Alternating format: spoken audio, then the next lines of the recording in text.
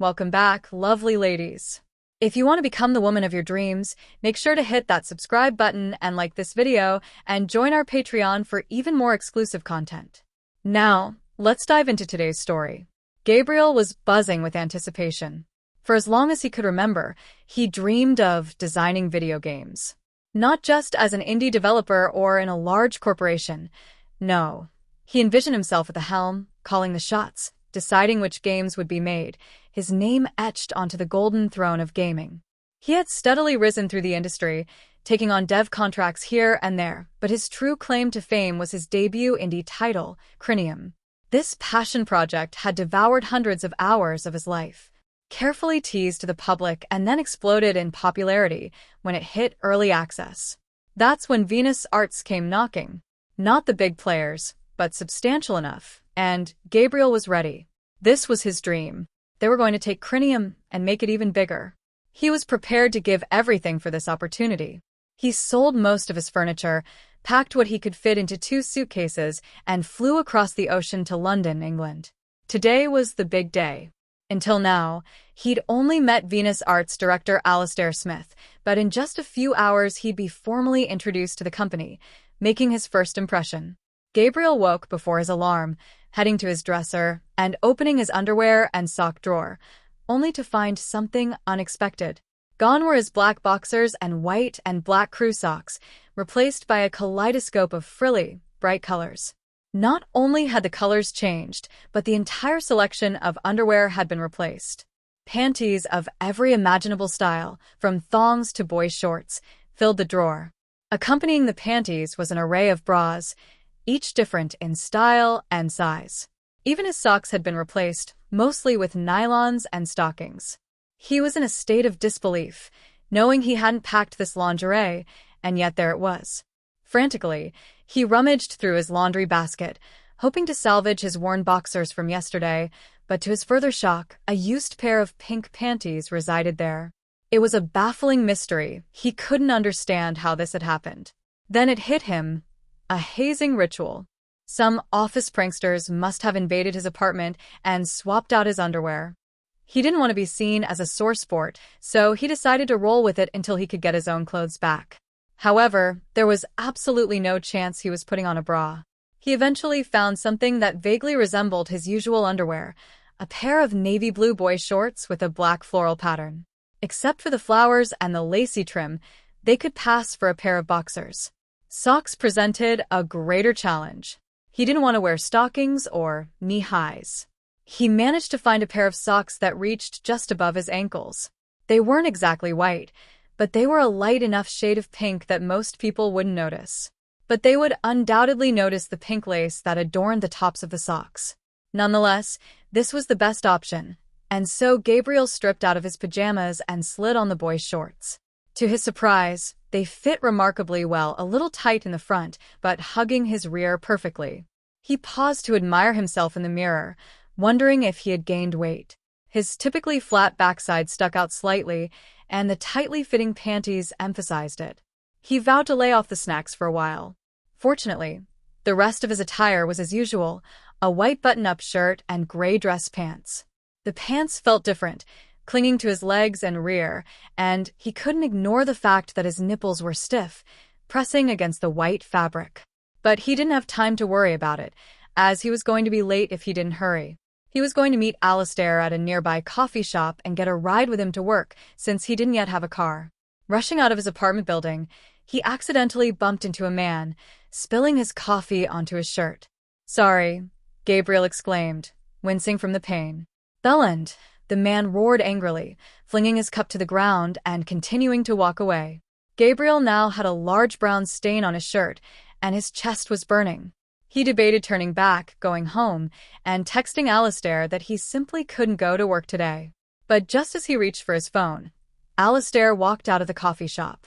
"Gabriel," Alastair bellowed enthusiastically. "You made it! Welcome to England." Sheepishly, Gabriel approached Alastair. "Hey, sorry.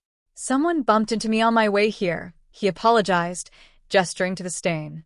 "Maybe I'll run home and change if that's all right," he asked. "I think I might be allergic to something in the coffee. My chest has been pretty itchy." "Nonsense," Alistair laughed. I've got a top in the car that you can change into, and while you're at it, I'll pop by the chemist and grab you something for the itching, he reassured him, clapping him on the shoulder with a large hand. Thanks, Gabriel replied with a sigh of relief.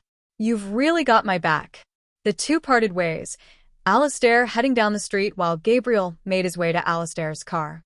Watching Alistair walk away, Gabriel felt a twinge of envy. Even if we ignored the fact that he looked like a mess, Gabriel had never been well put together. He'd bought a set of business-appropriate clothes before his move, since his usual attire was mostly hoodies and sweatpants. Meanwhile, here was Alistair sporting a crisp blue suit, his hair impeccably styled. Gabriel hadn't even touched his own mop of hair this morning. The man was tall, about an inch shorter than Gabriel, muscular, and stylish. Perhaps he should ask Alistair for gym advice, so he could work off the extra pounds he'd noticed earlier. Alistair's car was as luxurious as his outfit, a white SUV with a leather interior and an entertainment system screen larger than most tablets.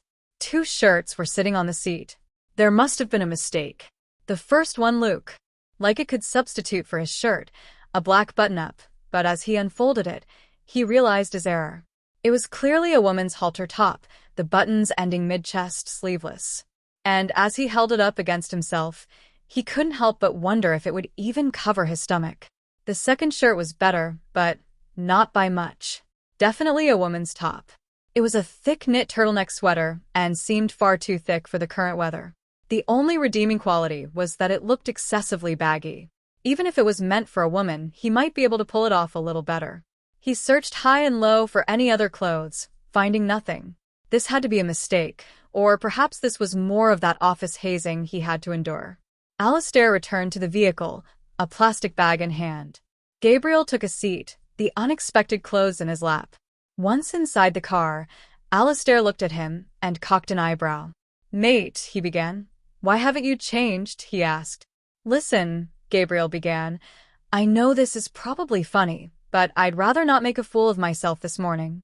You already got me with my underwear, and I think that's far enough," he explained plainly. Alistair looked at him with bewilderment. "Your underwear?" he asked. "You know, the swap you or someone at the office did," Gabriel clarified. "Gabriel, I can assure you that no one has touched your underwear," Alistair said cautiously, placing his hand on his arm. "Are you feeling quite all right?" he asked. Alistair seemed genuine. Maybe this was a strange landlord thing with his underwear. Maybe his landlord was a bit of a freak who meddled with his tenants' belongings. "But these are women's clothes," Gabriel explained, gesturing toward the tops. Alistair chuckled for a moment. "You really are from over the pond," he said. "These are a European style. All the men are wearing it." Gabriel glanced outside, but he didn't see any men dressed like this. "All the men with fashion and money," Alistair added. "Trust me, I would be wearing something similar if I wasn't so old school with my clothes. Your chest is looking irritated. This will help," Alistair said, pointing to the plastic bag in his hand. He couldn't argue. Maybe this had all been one big misunderstanding. Gabriel undid his shirt carefully, removing it. Alistair started the car and began driving. His chest felt tender, and the cool air of the AC made his exposed nipples tingle. The coffee must have burned off some of his body hair. He was smooth, and his chest hung a little, making them appear like small breasts. "Here," Alistair said, reaching into the bag and handing him 2 items, a tube of cream and another looking like a tube of lip balm. "Rub the cream on your chest. It should help with the inflammation. Your lips were looking dry, so I got you this." Alistair then caught Gabriel glancing at him. He rubbed the cream carefully onto his chest. The coolness of the cream left a tingling sensation that almost shocked him as it went over his erect nipples, sending a wave of pleasure down his spine. Fortunately, the tingling subsided quickly as his skin absorbed it. The lip balm, on the other hand, was a different story. Gabriel applied it to his lips, and like the cream, it created a slight tingling sensation.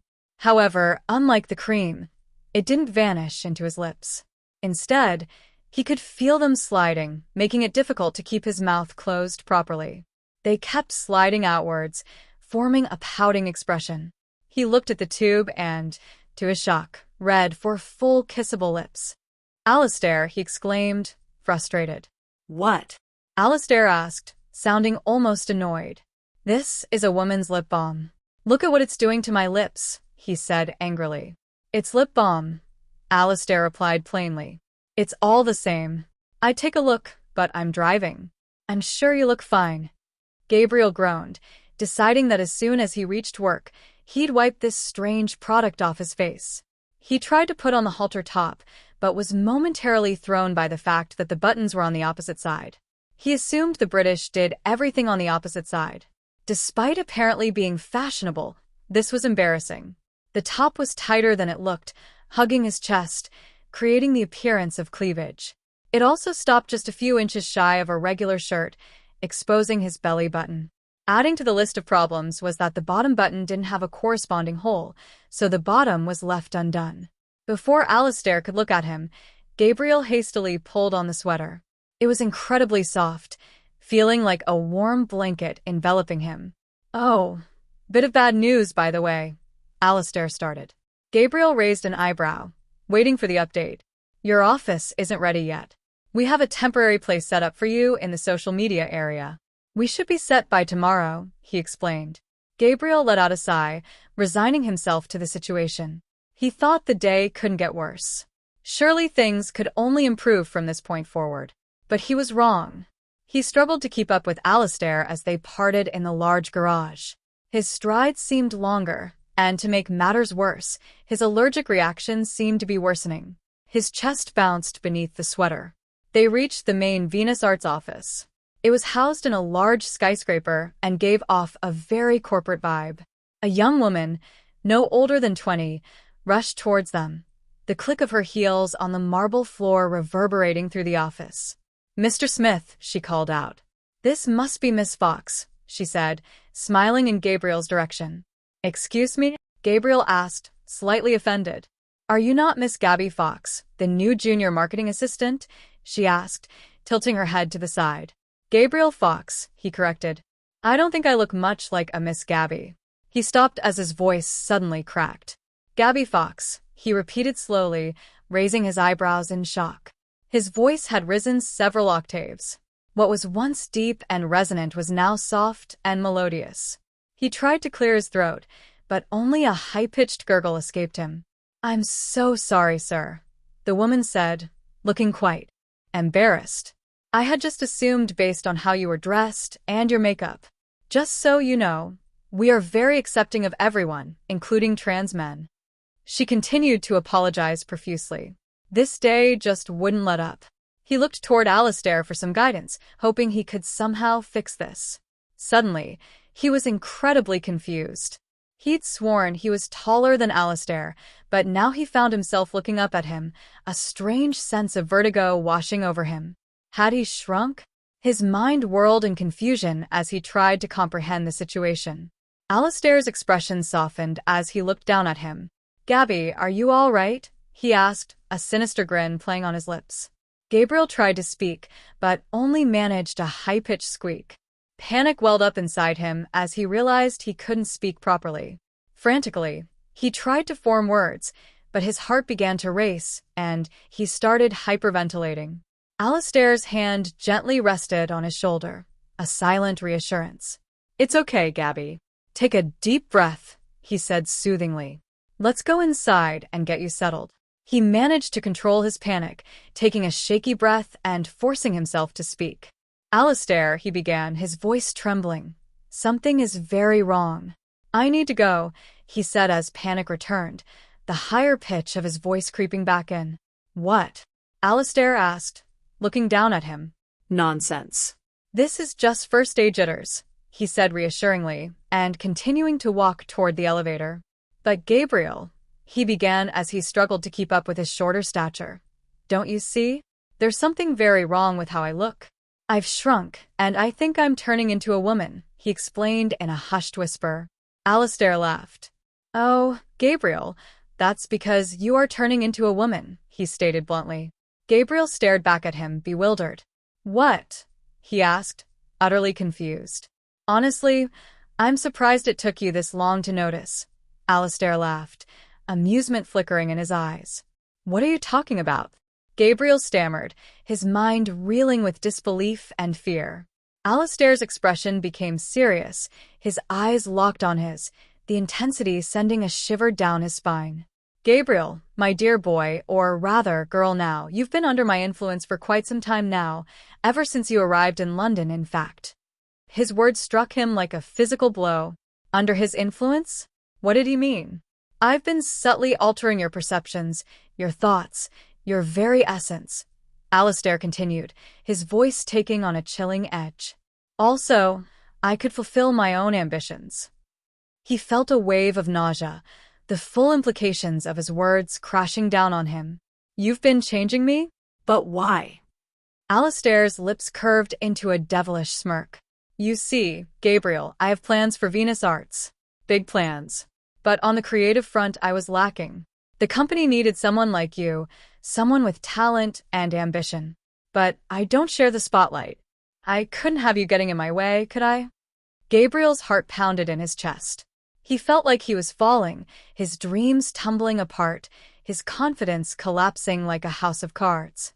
You're using me, he whispered, his voice cracking once again as the weight of his transformation came into sharp focus. In a way, yes, Alistair admitted, his tone unapologetic. But think of it as a partnership, Gabriel. You get to be a part of something great. Your game will be huge, and in return, I get what I want. He chuckled softly, amusement lighting up his eyes as he looked down at Gabriel's terrified visage. Oh, don't worry, Gabriel. Crinium will still be a success. Only now it will be under my name.